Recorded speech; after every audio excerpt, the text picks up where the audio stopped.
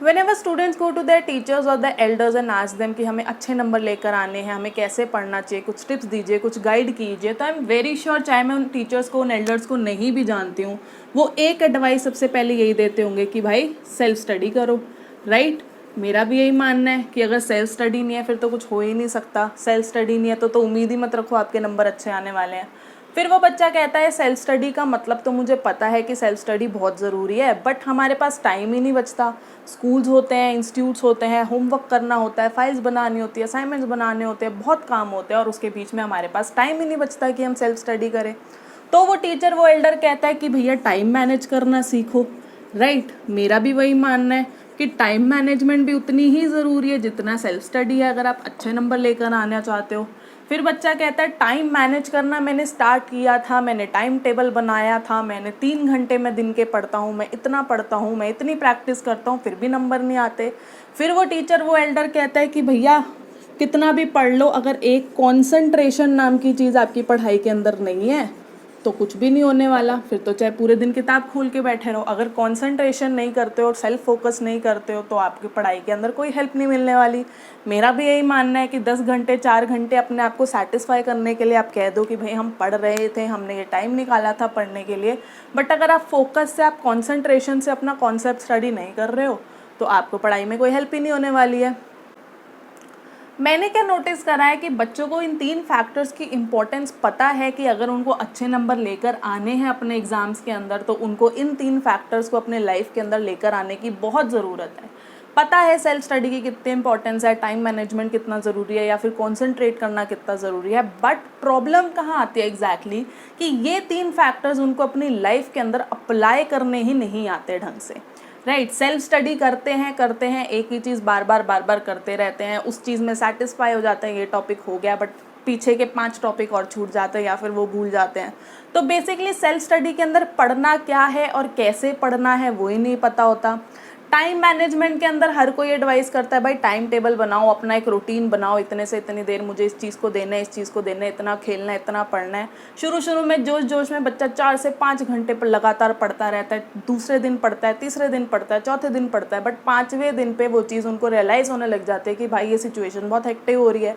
फिर जहाँ पे वो अपने खुद के बनाए हुए टाइम टेबल से कॉम्प्रोमाइज़ कर जाते हैं, वहाँ पर वो 5 घंटे की जो सेल्फ स्टडी थी वो धीरे धीरे ज़ीरो पे आ जाती है, वहीं के वहीं रह गए। टाइम मैनेज करना ही ढंग से नहीं आता, या फिर बोले तो कंसंट्रेशन, बैठ के पढ़ रहे हैं, किताब खुली हुई है सामने, बट जैसे ही एक मैसेज मैसेंजर के ऊपर टॉइंग बजता है उनका पूरा ध्यान चला जाता है अपने फ्रेंड्स के ऊपर कि वो क्या कर रहे हैं।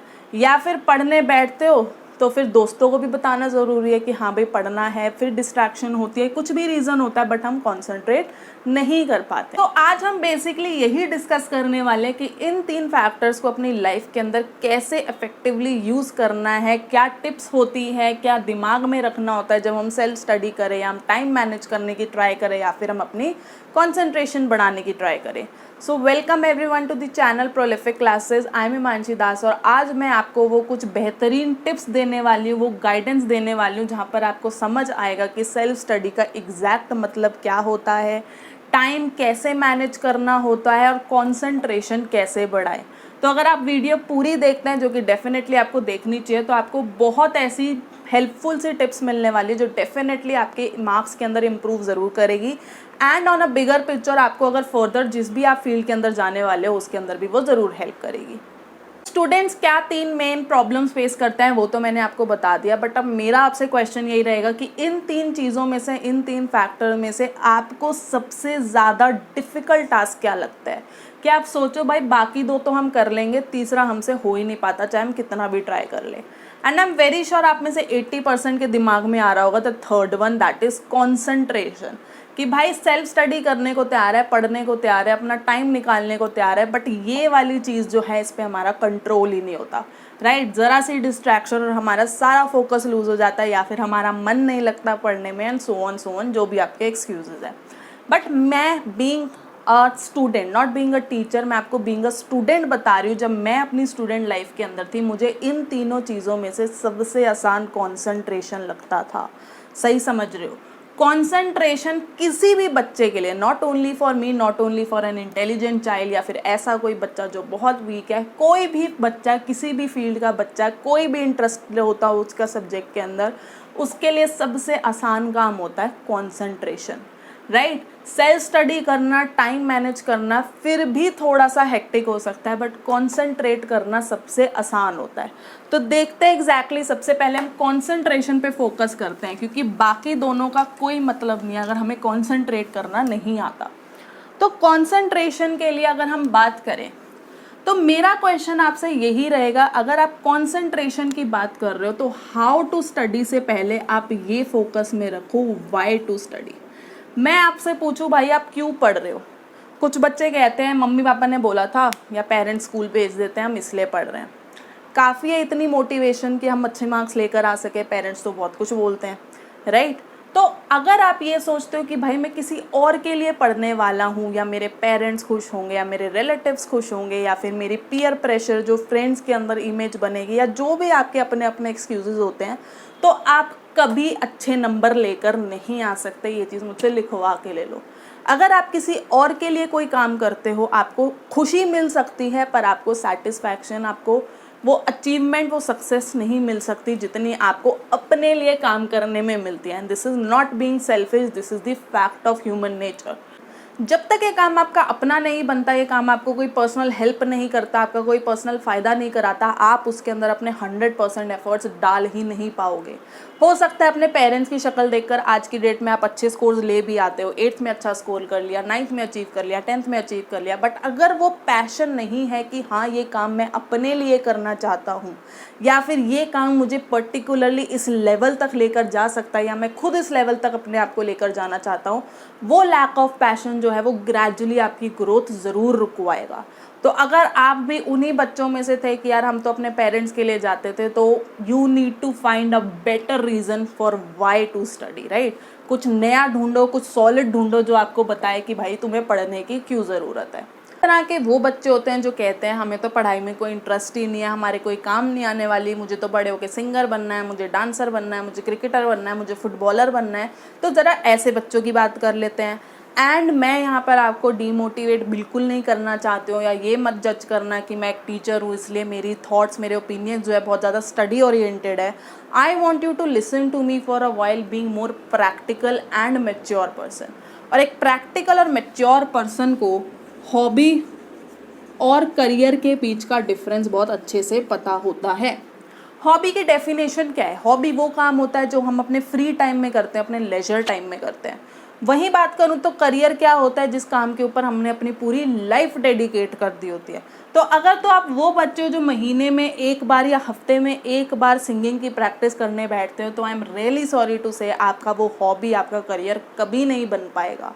जो भी आपके आइडल्स होते हैं, जिनको भी देखकर आपका मन हुआ कि भाई मुझे सिंगर बनना है, मुझे क्रिकेटर बनना है, मुझे फलाना ढिमकाना बनता है, वो लोग फ्रॉम द एज ऑफ 3 और 4 उसी हॉबी के अंदर इंडल्ज होते हैं। उस हॉबी को वो लोग अपना करियर बनाने में इतने डिटरमाइंड होते हैं कि वो दिन के 12 से 15 घंटे सिर्फ उसी काम में लगे रहते हैं, राइट। अगर एक क्रिकेटर की बात करूँ तो क्रिकेटर दिन से 12 से 15 घंटे फील्ड में अपनी प्रैक्टिस कर रहा होता है। अगर सिंगर की बात करूँ तो वो सुबह से शाम सिर्फ और सिर्फ रियाज कर रहा होता है, तब जाकर वो आगे जाकर कुछ आइडल बनते हैं, किसी लोगों को बता सकते हैं कि भाई ये भी कोई करियर बन सकता है। तो अगर तो आप उन्हीं बच्चों में से हैं जो बचपन से लेकर अभी बिल्कुल ही क्रिकेट फील्ड के अंदर हो, या फुटबॉलर में हो, या डांसिंग के अंदर हो, तो आपको उसी के अंदर परस्यू करना चाहिए। ये मेरी एडवाइस है। अगर आप में सच में टैलेंट है तो डेफिनेटली गवर्नमेंट आपकी बहुत हेल्प करने वाली है आगे जाकर आपको उसको अपना करियर बनाने में।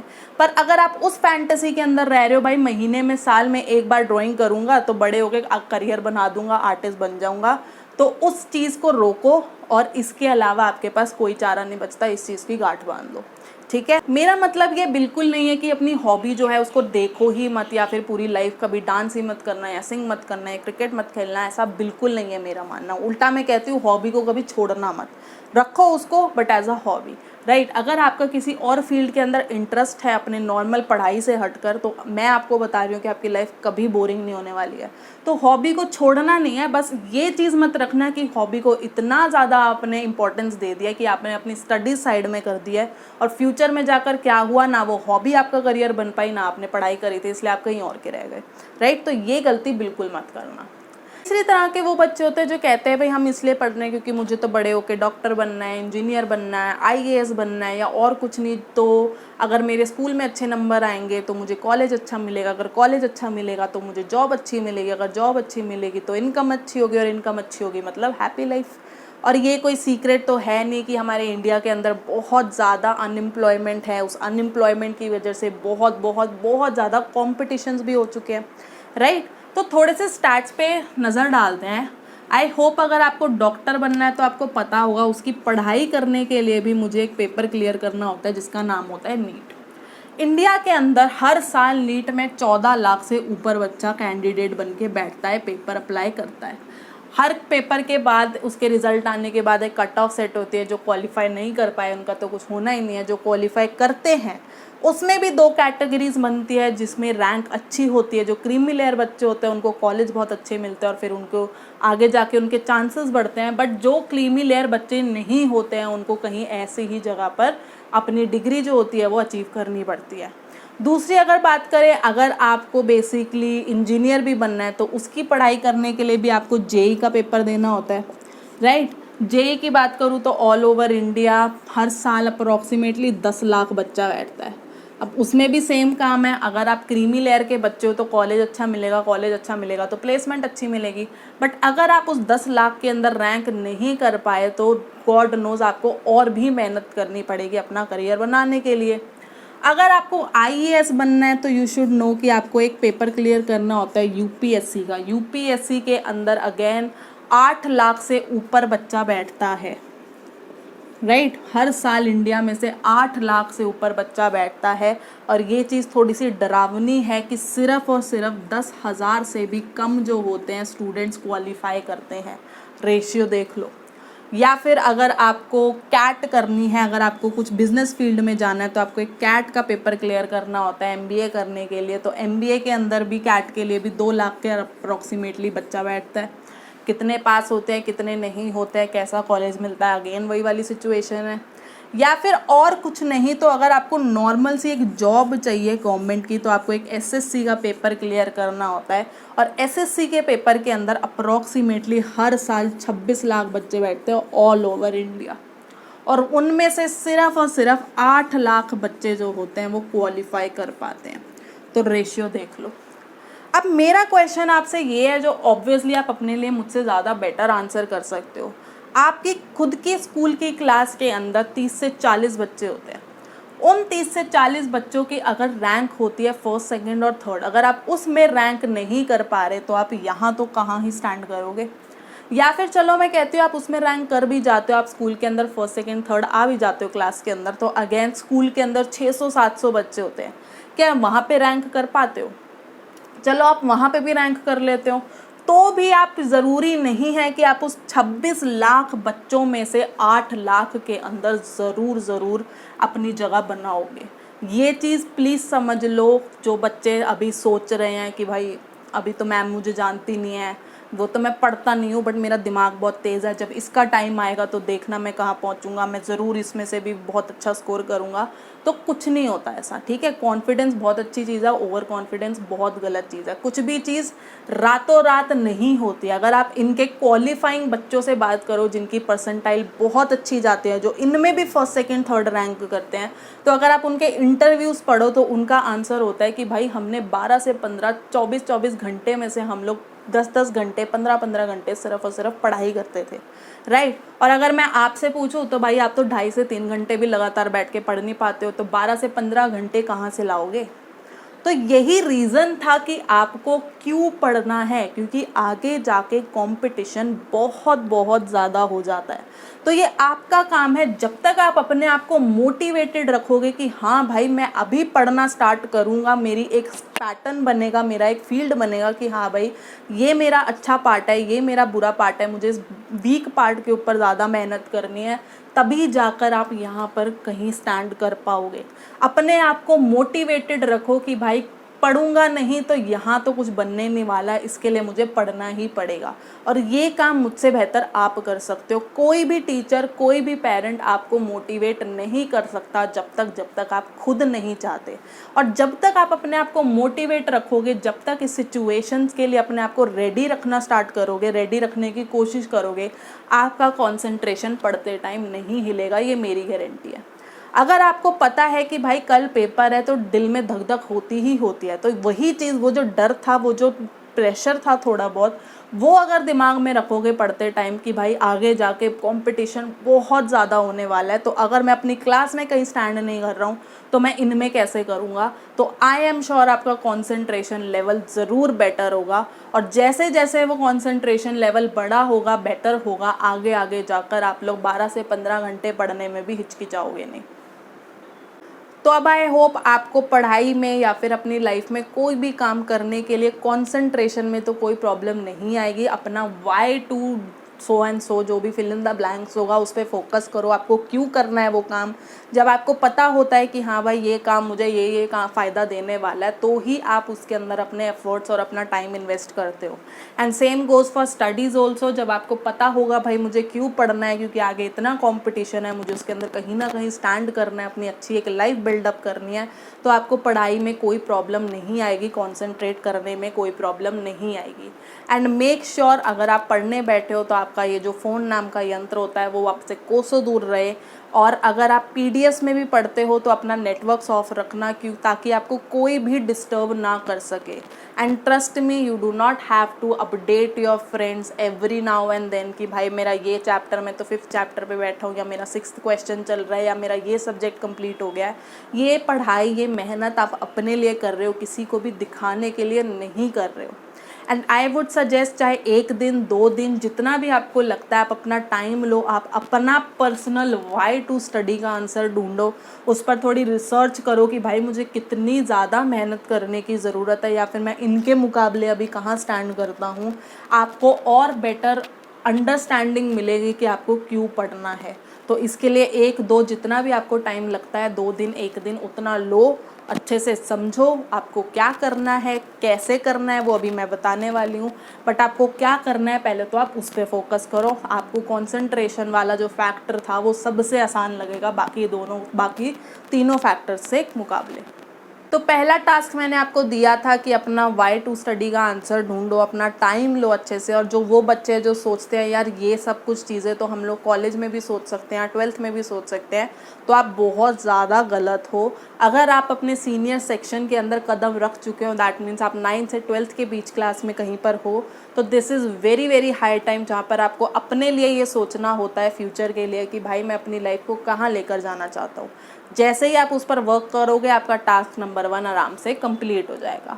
तो अब आते हैं हम अपने टास्क नंबर 2 पर, जो था हमारा भाई अगर मुझे कंसंट्रेट करना आता है बट फिर भी मैं टाइम तो निकाल ही नहीं पा रहा पढ़ने के लिए, तो उस कंसंट्रेशन का भी कोई फ़ायदा नहीं है। तो नेक्स्ट आता है हमारा टाइम मैनेजमेंट। और हमारी जो स्टडीज़ है, ये मैं नहीं कह रही हूँ, ये रिसर्चेस कह रही हैं कि जो 24 आवर्स का एक दिन होता है उसके अंदर एक इंसान जो होता है, एक ह्यूमन बीइंग, वो 8 घंटे आराम से उसको एक स्लीप लेनी चाहिए फॉर है हेल्दी लाइफ। मैं रेस्ट की बात नहीं कर रही हूँ, मैं स्लीप की बात कर रही हूँ कि उसको 8 घंटे, that is 30% of the day जो होता है वो सोना तो चाहिए, ताकि उनका माइंड जो है वो रिलैक्स रहे। उसके अलावा उनको अपनी लाइफ के अंदर 50% आराम से वो वर्क करने के काबिल होते हैं। 50% of a day means 12 hours. 24 घंटे में से वो काम कर सकता है एक इंसान, दैट मीन्स आपकी भी कैपेबिलिटी है। और आपके केस के अंदर वर्क का मतलब is only and only study. बाकी रिसर्च कहती है कि भाई जो बचा हुआ 20% है वहाँ पर एक इंसान को अपने बाकी काम निपटाने चाहिए, जिसके अंदर उसका एंटरटेनमेंट भी आता है। एंटरटेनमेंट बहुत बहुत बहुत ज़रूरी है, और ये पूरा 20% मीन्स 4 घंटे बनता है। तो मैं बीइंग अ टीचर आपको बिल्कुल नहीं बोलती भाई 24 घंटे पढ़ते रहो, तो यहाँ पर आपका एंटरटेनमेंट भी आता है। 4 घंटे दिन के बहुत बहुत बहुत ज़्यादा होते हैं। बात करते हैं इन 8 घंटों की नींद लेना सबसे आसान काम होता है एक इंसान के लिए, बस नींद आने की देर है और उनको पता भी नहीं होता 8 घंटे कहाँ निकल जाते हैं। तो मेन हमारा फोकस आता है इस 12 घंटे के ऊपर, और ये चीज़ बिल्कुल मत सोचना कि वो 12 घंटे में सिर्फ और सिर्फ आप जो होते हो, सेल्फ स्टडी की बात कर रही हूँ मैं, 12 घंटे के अंदर 6 घंटे तो आप स्कूल के अंदर होते हो, राइट, तो वो भी तो स्टडी में ही काउंट हुआ, ये आपका काम ही तो हुआ। बाकी 2 घंटे मैं लगा लेती हूँ, 2 से 3 घंटे भी आप अपने इंस्टीट्यूट्स को देते हो, जो आपकी ट्यूशन्स होती है, आपकी क्लासेस होती हैं, राइट। तो 6 और 3 9 बचे कितने मेरे पास, 3 घंटे। अब ये जो 3 घंटे बचे हैं, यहाँ पर आपका फोकस होना चाहिए अपनी सेल्फ स्टडी के ऊपर। दैट मीन्स एक दिन के अंदर 2.5 से 3 घंटे तो आपको निकालने ही निकालने चाहिए आपके सेल्फ स्टडी के लिए। दूसरी चीज़ आती है आपका 20% अदर का मतलब होता है आपका इसके अंदर खाना वगैरह आ गया, फूड आ गया, जो आप रेडी होते हो स्कूल के लिए, आपकी ट्रैवलिंग्स आ गई है। तो मैं लगा रही हूँ कि आप इस 4 घंटे में से इन टोटल इन 2 कामों को 2 से 2.5 घंटे देते हो, राइट। कईयों के काम में ज़्यादा होगा, कईयों की लाइफ में कईयों में कम होगा, बट मैं एवरेज ले रही हूँ 2 से 2.5 घंटे हम लोग खाना खाने में, तैयार होने में, ट्रैवल करने में, या बाकी जितने भी काम होते हैं उसके अंदर हम यूज़ कर लेते हैं, राइट। तो बचा कितना मेरे पास, हमारे पास बचे हैं अब 2 से 1.5 घंटे फॉर एंटरटेनमेंट। तो 1.5 से 2 घंटे जो आपके पास एंटरटेनमेंट होते हैं, ये चाहे आपको देखने में कम लग रहे हैं, बट आपको भी पता है 2 घंटे बहुत बहुत बहुत ज़्यादा बहुत ज़्यादा होता है, आई मीन क्वांटिटी के अंदर। और 2 घंटे काफ़ी है आपके माइंड को रिलैक्स करने के लिए, आपका इंजॉयमेंट जो टाइम होता है। अब ये आपकी चॉइस है कम्प्लीटली, इस 2 घंटे को आपने कैसे यूज़ करना है, कि 1 घंटा साइकिलिंग कर लूँ, 1 घंटा वीडियो गेम्स खेल लूँ, या फिर 2 घंटे क्रिकेट खेल लूँ, ये कम्प्लीटली आपकी चॉइस होती है, और आपको दिन के अंदर इसको कैसे यूज़ करना है, फाइन।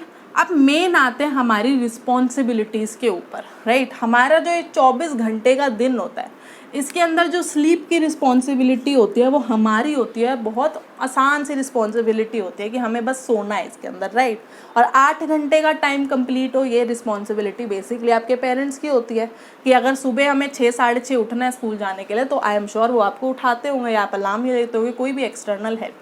तो इसके अंदर तो रिस्पॉन्सिबिलिटी का कोई फ़ायदा काम मतलब बेसिकली ज़्यादा नहीं है, राइट।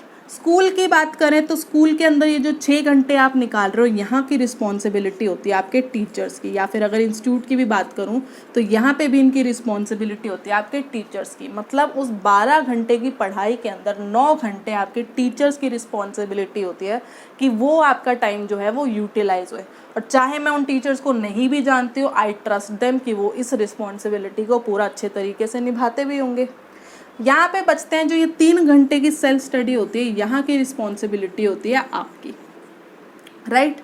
बात करें इन 4 घंटों की, ये तो काम होना ही होना है। रही बात इसकी जो इन्जॉय करना है 2 घंटे का, काम आपका है, रिस्पॉन्सिबिलिटी आपकी है, बट काफ़ी एफर्टलेस रिस्पॉन्सिबिलिटी होती है, राइट। बस यहाँ पर आपका फोकस ही होना चाहिए कि भाई अगर मैंने 1.5 घंटा दिया अपने आप को इन्जॉयमेंट का, तो उस 1.5 घंटे का 145 मिनट्स भी नहीं होने चाहिए बेसिकली, मतलब पौने 2 घंटे पे भी नहीं जाना चाहिए। अगर मैंने 2 घंटे दिया तो वो 2.5 घंटे भी नहीं बनना चाहिए। सिर्फ आपकी ये रिस्पॉन्सिबिलिटी है कि मैं अपने उस टाइम मैनेजमेंट करने पे, मतलब वो जो आपने टाइम सेट करा है उसके ऊपर आप फिक्स रहो। तो बेसिकली अगर आप देखो तो इन पूरे 24 घंटे में सिर्फ और सिर्फ 3 घंटे जो सेल्फ स्टडी का काम होता है, वहाँ पर आपकी अपनी रिस्पॉन्सिबिलिटी होती है कम्प्लीटली कि भाई वो 3 घंटे आप बिना किसी के प्रेशर के, बिना किसी के बोले, कोई आपके सर पर नहीं बैठा, आपके टीचर्स नहीं बैठे, आपके पेरेंट्स नहीं बैठे, आप अपने आप इस सेल्फ स्टडी की रिस्पॉन्सिबिलिटी लेना स्टार्ट करो। धीरे धीरे होगा, बट होगा ज़रूर अगर आप कॉन्स्टेंट रहोगे। तो इस सेल्फ स्टडी का अगर जैसे ही आपने इन 3 घंटे की रिस्पॉन्सिबिलिटी अपनी लाइफ के अंदर ले ली हर दिन की, तो वो जो दिन के 12-15 घंटे की सेल्फ स्टडी होती है, बाकी जितने भी कॉम्पिटिटिव एग्जाम्स होते हैं वहाँ पर जाने में भी आपको कोई ज़्यादा तकलीफ नहीं होगी, राइट। तो मेरा कहने का मतलब क्या है, जो बच्चे ये सोचते हैं यार जब पेपर आएगा हम तब पढ़ लेंगे, वो जो 12-15 घंटे की रिक्वायरमेंट होती है पढ़ने की, वहाँ पर उन पेपर्स को क्लियर करने की, अच्छी रैंक करने की, वो एकदम मिराकुलसली रातों रात नहीं होने वाला है। वो आपको अपने आप को रेडी रखना पड़ेगा कि हाँ भाई पहले मैं 3 घंटे 2 घंटे अपने आप को कॉन्सेंट्रेटली फोकस करूँ अपना जो काम था उसके ऊपर, और फिर आप धीरे धीरे टाइम बढ़ाओगे और फिर जाकर आप 12 से 15 घंटे पे आओगे। क्यों? क्योंकि कोई मिराकल नहीं होने वाला। Miracle is always a myth. वो 15 घंटे आपको अपने आप को अपनी लाइफ के अंदर दोबारा खुद लेकर आने हैं। उसके अंदर आपकी कोई हेल्प नहीं करेगा। और उसका सबसे पहला स्टेप क्या है? हमारे 3 घंटे की रिस्पॉन्सिबिलिटी फॉर सेल्फ स्टडी। तो आपको अपना टाइम टेबल ऐसा बनाना है, अपना रूटीन टेबल ऐसा बनाना है, मैं टाइम टेबल नहीं बोलूँगी, कि उसके अंदर इन चीज़ों पर काम खराब ना हो, राइट। आपको अपनी सफिशिएंट इन्जॉयमेंट भी मिले, आपको बाकी काम करने का भी टाइम मिले, आपको अपनी सेल्फ स्टडी करने का भी पूरा टाइम मिले, और आपको अपने सोने का भी पूरा टाइम मिले। एंड मेरी एक टिप ये भी रहती है कि कभी भी अपना टाइम टेबल ऐसे नहीं बनाना होता कि 4 से 5 में खेलूँगा, 5 से 6 में काम करूँगा, 6 से 7 में ये काम करूँगा। तो ऐसे में ये टाइम टेबल कभी फॉलो नहीं हो सकता है। आप धीरे धीरे इस चीज़ के ऊपर हिल ही जाओगे। आपके दिमाग में बस ये होना चाहिए कि भाई अगर मैं 4-5 पर पढ़ने बैठा हूँ और मैंने अपने आप को दे रखा है टाइम कि मुझे 2 घंटे की सेल्फ स्टडी करनी है, तो 6-5 तक मैं अपने आप को पढ़ाई कर हट जाऊँगा, राइट। एंड ट्रस्ट मी, जब आपका कॉन्सेंट्रेशन कंप्लीट है आपको इंटरेस्ट भी आने लगेगा। And I am very sure अगर आपने 3 घंटे अपने आप को पढ़ाई के दे रखे हैं तो धीरे धीरे उस इंटरेस्ट की वजह से क्या होगा कि वो आप अपने आप कहोगे यार ये टॉपिक खत्म होने वाला है, चल 15 मिनट का बचा, 15 मिनट और दे देते हैं, राइट। एक टॉपिक और कर लेते हैं, जल्दी खत्म हो जाएगा, या सिलेबस बच जाएगा, जल्दी खत्म हो जाएगा, बाकी टाइम इंजॉयमेंट में लगा लेंगे। तो ये चीज़ होती है आपकी इवॉल्वमेंट, कि आप धीरे धीरे अपने आप को इवॉल्व करने लगते हो, सेल्फ इवॉल्व होने लगते हो, कि जहाँ पर आपसे शायद आधा घंटा भी कॉन्सेंट्रेट नहीं किया जाता था, रेगुलर पढ़ाई नहीं करी जाती थी, वहाँ अब आप 3 घंटे के बाद भी कह रहे हो यार और पढ़ने का मन कर रहा है। एंड ये चीज़ होती है, ये चीज़ सबके साथ होती है। जो सच में इस चीज़ के फैक्टर को समझ जाते हैं कि अपने आप को कैसे रेडी करना है, क्यों रेडी करना है और कैसे रेडी करना है, तो ये काम आपको ज़रूर समझना है, राइट। तो अगेन पहला टास्क हो गया, आपको अपना कॉन्सेंट्रेशन का रीज़न पता चल गया। तो अब आपका काम है अपना टाइम मैनेज करना सीखो, कि आपको सारा का सारा जो थी जितने भी आपकी लाइफ के अंदर टास्क है वो चीज़ें इग्नोर ना हो, कोई भी चीज़ कमी ना रह जाए। सबसे पहला टास्क मैंने आपको ये दिया था कि अपना टाइम लो अच्छे से और अपना एक रीज़न ढूंढो कि आपको अपनी लाइफ में पढ़ने की क्यों ज़रूरत है। इससे क्या होगा, आपको कंसंट्रेशन के अंदर हेल्प होगी, और ये जो रीज़न था ये आपको खुद ढूंढना है, कोई और आपके लिए हेल्प नहीं करेगा। आपको खुद आपका डिसीजन लेना है कि आपको अपनी लाइफ को कहाँ लेकर जाना है।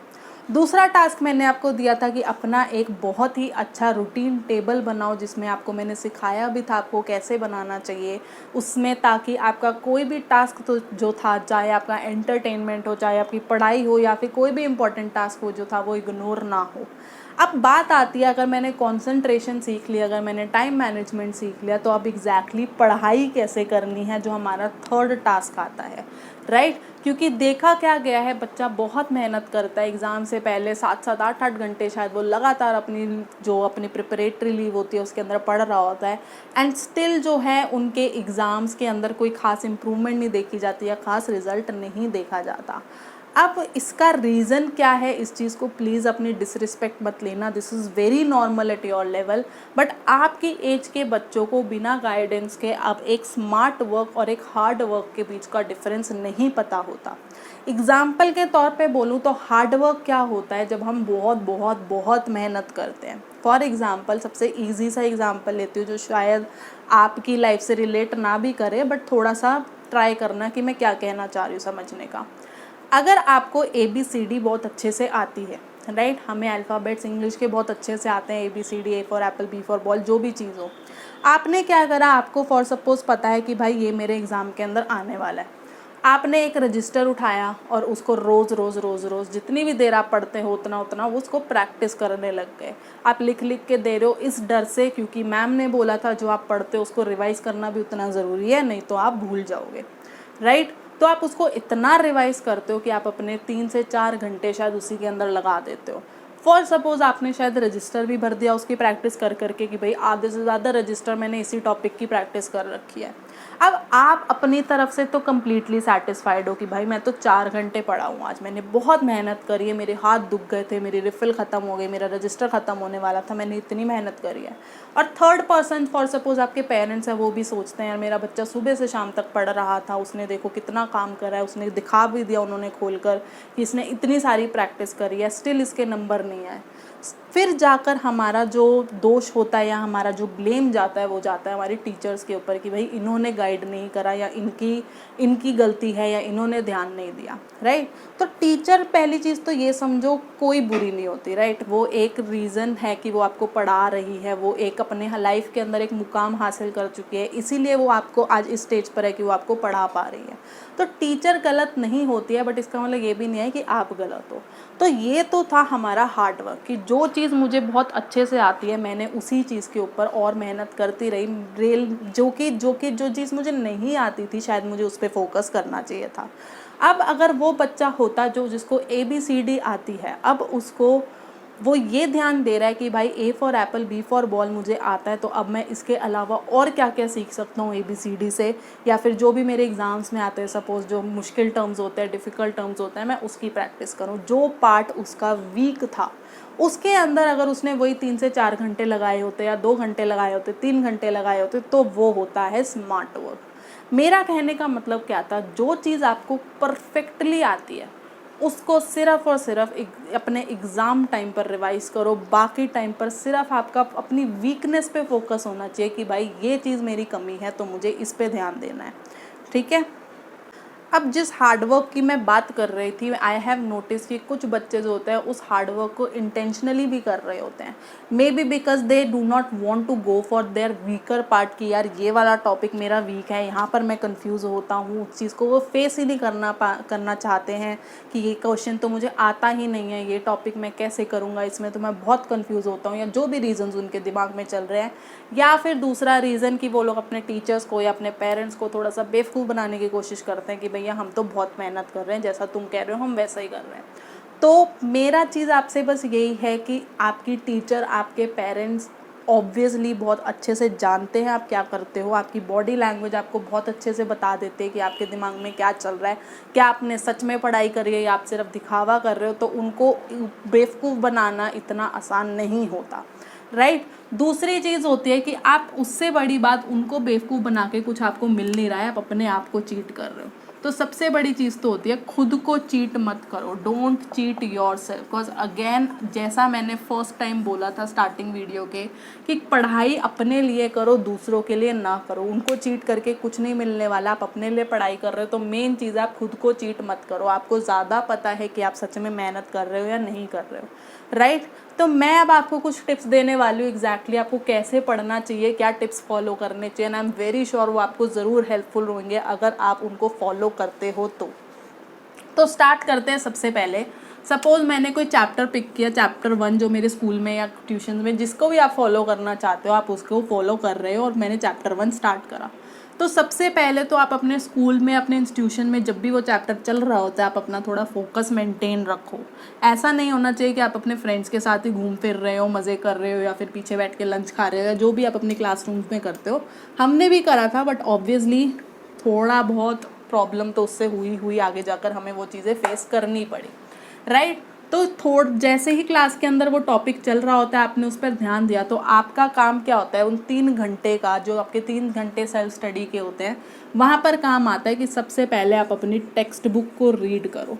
बच्चे कहते हैं भाई मैम ने नोट्स दिए थे मैं वही पढ़ लेता हूँ, कोई हेल्प नहीं करने वाले आपको जब तक आप अपनी बुक या किसी भी बुक राइटर पब्लिशर की बुक के अंदर से वो टॉपिक, वो चैप्टर बहुत थॉरली नहीं पढ़ा है। तो सबसे पहला काम, अगर आपने अपनी टेक्स्ट बुक रीड नहीं करी है, अच्छे से रीड नहीं करी है, सिर्फ पढ़ना और समझने में फ़र्क होता है, तो जब तक आपने अपनी उस टेक्स्ट बुक की हर एक लाइन नहीं समझी है तब तक आपको वो चैप्टर समझ नहीं आएगा, चाहे आप कितनी भी फोकस कर लो। हो सकता है एक टॉपिक आ जाए दूसरा ना आए, हो सकता है वो दूसरा आपको लग रहा है कि हाँ मुझे वो टॉपिक आता है, बट एक्चुअली जब उससे क्वेश्चन आए तो आपको कर ही ना पाए, ठीक है। दूसरा चीज़ होता है, जैसे जैसे आप अपनी टेक्स्ट बुक पढ़ रहे हो साथ साथ अपने नोट्स बनाओ। नोट्स का मतलब ये चीज़ बिल्कुल नहीं होता है कि आपको अपनी पूरी पूरी किताब छापनी है या फिर उसको लाल कर देना है, या जो भी आप करते हो अपने हाइलाइटर से आपको नोट्स बनाने हैं। दैट मीन्स जो जो चीज़ आपको इम्पॉर्टेंट लग रही है और जो जो चीज़ आपको लगता है कि यार मुझे एंड मोमेंट पे इसको रिवाइज करने की ज़रूरत पड़ेगी, तो उसके नोट्स बनाओ। और अपने नोट्स जब तक बनाओगे, जब अपने हैंड रिटन नोट्स होते हैं वो आपके लिए आसान होते हैं समझने के, रादर देन किसी और के बने हुए नोट्स। अपने नोट्स से ज़्यादा आपकी कोई हेल्प नहीं करने वाला, इस चीज़ को आप प्लीज़ समझो। तो अपने नोट्स बनाने स्टार्ट करो। उसके बाद जैसे ही आपका वो थ्योरी कंप्लीट होती है, कॉन्सेप्ट कंप्लीट होता है, आप श्योर हो जाते हो हाँ मुझे वो कॉन्सेप्ट आ गया है समझ, दूसरी चीज़ होती है आप उसके सॉल्व्ड क्वेश्चंस देखो कि कैसे कैसे क्वेश्चंस आते हैं उस एग्ज़ाम में और उनको कैसे कैसे सॉल्व करना होता है। कुछ क्वेश्चंस होंगे जो आपको देखते ही, क्वेश्चन पढ़ के ही समझ आ गया भाई इसमें ये काम करना है। कुछ क्वेश्चंस आपको दिखेंगे, आप पढ़ोगे और आपको समझ आएगा कि हाँ भाई इसको ऐसे करना था। कुछ क्वेश्चंस ऐसे होंगे जो आप उसका सॉल्यूशन देखकर भी नहीं समझ पाओगे भाई इसमें हुआ क्या, राइट। तो उन चीज़ों के ऊपर आपको वर्क करना, और जैसे ही आप उसके ऊपर वर्क करो ऑब्वियसली उसके अंदर आपके टीचर्स, आपके जितने भी एल्डर्स हैं, अगर कोई है जो आपकी हेल्प कर सकता है पढ़ाई में, तो आपको उनकी हेल्प लेने में कोई शर्मान नहीं होनी चाहिए, कोई हेजिटेशन नहीं होनी चाहिए। तो उनसे हेल्प लो, उन सॉल्व क्वेश्चंस पर आओ और उसके बाद अपने आप प्रैक्टिस करो अनसॉल्व्ड के। कुछ क्वेश्चंस ऐसे होते हैं फॉर सपोज जिनका एक ही तरह का सॉल्यूशन होता है, जैसे ज्योमेट्री के क्वेश्चंस हो गए, टू प्रूव ऐसे ही होने वाला है, राइट। तो वो क्वेश्चन आप अपने आप देखो उसका सॉल्यूशन क्या है, अपने आप ट्राई करो, फिर बिना देखे जब भी अटको दोबारा पीछे पलटो, उसको देखो और उसको सॉल्व करो। पर जब तक आप बिना देखे उसको 2 से 3 बार सॉल्व ना कर लो तब तक उस क्वेश्चन के ऊपर कॉन्फिडेंट मत होना। अगर आपको ज़रा सा भी ध्यान देना पड़ रहा है कि भाई पीछे की इसके बाद क्या स्टेप होना था, मतलब वो जो क्वेश्चन था, वो जो सॉल्यूशन था, वो ज़्यादा से ज़्यादा 2 से 3 दिन के अंदर आप भूल जाने वाले हो। फिर 4 बार में सीख जाते हैं, कुछ बच्चों को 10 बार में अटेम्प्ट करना, कुछ बच्चों को 15 बार में करना पड़ता है। तो ये आपका काम है, यहाँ पर आपको किसी को कोई हिसाब नहीं देना है, किसी टीचर को, किसी कुछ को, कि मेरे को इतनी बार में ये क्वेश्चन समझ आया।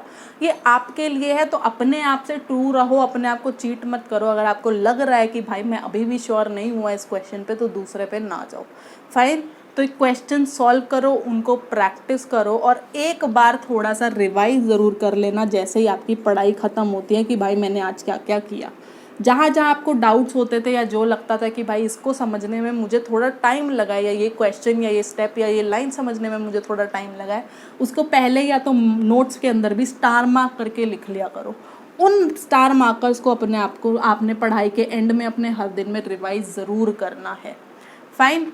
लास्ट चीज़ आती है जब ये रिवीजन हो जाए, आप कैसे कर सकते हो। ऑब्वियसली अगर 2 से 3 घंटे भी आप पढ़ाई में दे रहे हो सकता है वो 2 घंटे एक ही सब्जेक्ट में चले जाए, राइट। तो अपना फोकस रखो, अपने आप सोचो कि आपका कौन सा सब्जेक्ट जो है वीक है। आप जैसे आपके ट्यूशन चलते हैं, MWF एक सब्जेक्ट, TTS एक सब्जेक्ट, वैसे कर सकते हो कि 6 डेज अ वीक आपने इस तरीके से रखना है कि MWF में आपने मैथ्स प्रैक्टिस कर ली, TTS के अंदर आपने SST प्रैक्टिस कर लिया, साइंस प्रैक्टिस कर ली, जो भी आपको वीक पार्ट लगता है इस तरीके से, ताकि आपको बर्डन भी ना हो एकदम कि यार 3 घंटे में से 2 घंटे निकल गए और मैंने साइंस पढ़ी ही नहीं है अभी। तो वो चीज़ भी ना हो, वो प्रेशर ना हो आपके पास। तो आपका फोकस ये हो सकता है कि आप एक दिन में एक ही सब्जेक्ट पकड़ो, राइट। तो 3 दिन 6 डेज अ वीक आप ये फोकस रखो, अपने आप को रिवाइज करो। और संडे का दिन आप रखो अपना कंप्लीट रिवीजन, जो भी आपने पूरे 6 दिन के अंदर पढ़ा है, राइट। अपने आप पूरा सब कुछ जो आपने नोट्स बनाए थे उनको दोबारा से पढ़ो एक बार। आपके जो क्वेश्चंस थे, जो स्टार मार्कर क्वेश्चंस थे, जो आपको लग रहा था डाउटफुल है, उनको दोबारा देखो, करके देखो कि मुझे याद है या नहीं याद है। अगर दोबारा लग रहा है कि यार मुझे प्रैक्टिस की ज़रूरत है तो आप वो भी करो ऑब्वियसली। और संडे रिवीजन करने के बाद अगर आप कर सकते हो तो अपने आप को एक सेल्फ टेस्ट दो। चेकिंग आप खुद कर सकते हो तो करो, नहीं तो अपने टीचर्स या किसी की भी हेल्प ले सकते हो कि वो आपके आंसर्स जो है वो अच्छे से चेक कर दे कि आपने जो करा है या नहीं करा। ये काम अगर आप करने लग गए तो दोबारा से ऑब्वियस सी बात है वो रिवीजन हो गई है, तो हमारे दिमाग में वो चीज़ बैठती चली जाएगी और आगे आगे जब भी ज़रूरत होगी हमें हल्की सी रिवीजन की ज़रूरत होगी। जो काम आज मैं 3 घंटे में कर रही हूँ वो पेपर के टाइम पे मेरा शायद 15 मिनट में रिवाइज हो जाएगा, तो टाइम बहुत बचता है, राइट। फॉर एग्ज़ाम्पल ऐसा क्यों कह रही हूँ मैं, आपके बर्थडेज तो चलो आपको याद रहते हैं, आप बहुत इंपॉर्टेंट होते हैं, आपका स्पेशल डे होता है। फ्रेंड्स के बर्थडेज या फैमिलीज़ के बर्थडेज क्यों याद रहते हैं, क्योंकि वो हर साल रिवाइज होते हैं हमारे दिमाग में कि हाँ इस दिन को हमारा इस फलाने दिन का आने का बर्थडे था। राइट। तो वो चीज़ जैसे जैसे रिवाइज होता है तो हमको लाइफ टाइम के लिए याद हो जाता है। ऐसे ही वही चीज़ आप बार बार आपका हर संडे रिवाइज होएगा वो 6 डेज़ का वर्क, तो वो आपको डेफिनेटली रिवाइज होगा। फिर जैसे आपका स्कूल में टेस्ट होगा तो आप एक बार फिर रिवाइज कर रहे होगे, फिर आपका ट्यूशन में टेस्ट होगा तो एक बार फिर रिवाइज कर रहे होगे, फिर आपका जो फाइनल एग्जाम्स होते हैं, जो मेन एग्जाम्स होते हैं, उस टाइम पर भी आप रिवाइज कर रहे होगे। तो डेफिनेटली वो इतनी बार रिवाइज हो चुका होगा कि आपको वो दिमाग में बिल्कुल अच्छे से बैठ जाएगा। फाइन। तो ये मेरे कुछ स्टेप्स हैं, मेरी कुछ टिप्स है जो आई गेस आपको फॉलो करनी चाहिए अगर आप सच में कॉन्सेप्चुअली पढ़ना चाहते हो, ना कि सिर्फ अपने कॉन्सेप्ट्स, अपने आंसर्स जो है रटना चाहते हो, क्योंकि रटी हुई चीज़ कभी ना कभी आप भूल ही जाओगे, तो उसका कोई फ़ायदा नहीं होने वाला। जब आपको दोबारा पढ़ना पड़ेगा तो आपको कम्प्लीटली पढ़ना पड़ेगा, राइट। अगर आप ये स्टेप्स अच्छे से फॉलो करते हो बिना खुद को चीट करे, बिना किसी और को चीट करे, तो आई एम वेरी गारंटीड कि आपकी 100% इम्प्रूवमेंट ज़रूर होगी।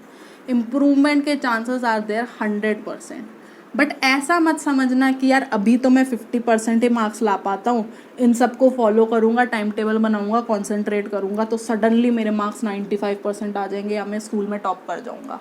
टाइम लगता है, धीरे धीरे लगता है, and winning is not always important. ऐसा बहुत बार होगा कि आपने बहुत मेहनत करी है, not only in studies but हर जगह पर, कि आपने बहुत मेहनत करी पर जितना आपके एक्सपेक्टेड थे उतने रिजल्ट्स नहीं आएंगे। रीज़न, क्योंकि हमेशा हर काम ना स्टेप बाय स्टेप होता है, राइट। 50% से आप डायरेक्ट 95% नहीं आते हो, बट अगर 50% से आप 55, फिर 60, फिर 75, फिर धीरे धीरे ऐसे करके अगर आप इम्प्रूवमेंट कर रहे हो तो भी ये बहुत बड़ी अचीवमेंट है, क्योंकि स्टेप बाय स्टेप ही आप अपने आप को उस लेवल तक लेकर जाओगे जहाँ पर आपको 12-15 घंटे दिन का पढ़ना पड़ेगा, राइट। क्यों कह रही हूँ मैं ये ऐसा, क्योंकि बचपन के अंदर जैसे हमने 3rd क्लास में ये जो चीज़ पढ़ी एग्जैक्टली, चाहे मल्टीप्लिकेशन था या जो भी आपने पढ़ा हो, ऐसा नहीं था कि वो 1st क्लास का बच्चा नहीं समझ सकता था, ऐसा बिल्कुल नहीं होता। अगर एक ह्यूमन जो बच्चा होता है वो 5 से 6 साल तक उसका माइंड जो होता है वो कम्प्लीटली डेवलप हो चुका होता है। दैट मीन्स वो कोई भी ये जो काम था, जो भी हम लोगों का सिलेबस है, वो अपने आप से वो समझने के कैपेबल होता है। बट क्यों हम लोग धीरे धीरे सिलेबस जो था उसका लेवल बढ़ा हुआ है, क्योंकि हमें धीरे धीरे उनके माइंड को मोल्ड करना होता है, राइट। जैसे बचपन में हमें सबसे पहले एडिशन सिखाई गई थी, एडिशन से पहले मुझे नंबर सिखाए गए थे। अगर सोचो मुझे नंबर के पहले मतलब एडिशन सिखा दी जाती तो मुझे उन नंबर का ही नहीं पता होता ये क्या है, ये क्या है, ये क्या है, ये क्या है, तो मैं कैसे ऐड कर पाती। तो सबसे पहले उन्होंने मेरे को फेमिलियर, मेरे दिमाग को फेमिलियर करा 1 साल तक नंबर से, फिर वो लेकर आए मेरी लाइफ के अंदर एडिशन की भाई हम इनको प्लस कर सकते हैं। फिर उन्होंने धीरे धीरे मुझे बताया कि एक ही नंबर को बार बार प्लस करने से अच्छा हम एक मल्टीप्लाई का कंसेप्ट लेकर आए, राइट। मल्टीप्लाई के अंदर भी पहले आपने 1 डिजिट करना सीखा, फिर 2 डिजिट करना सीखा, और आज की डेट में आप शायद 5-6 डिजिट भी आराम से कर सकते हो। रीज़न, क्योंकि स्टेप बाय स्टेप आपके ब्रेन को ऐसा मोल्ड करा गया कि आप इस चीज़ को समझ पाओ और अपनी लाइफ के अंदर इसके, अपने दिमाग के अंदर इस चीज़ को बिठा सको फॉर एवर।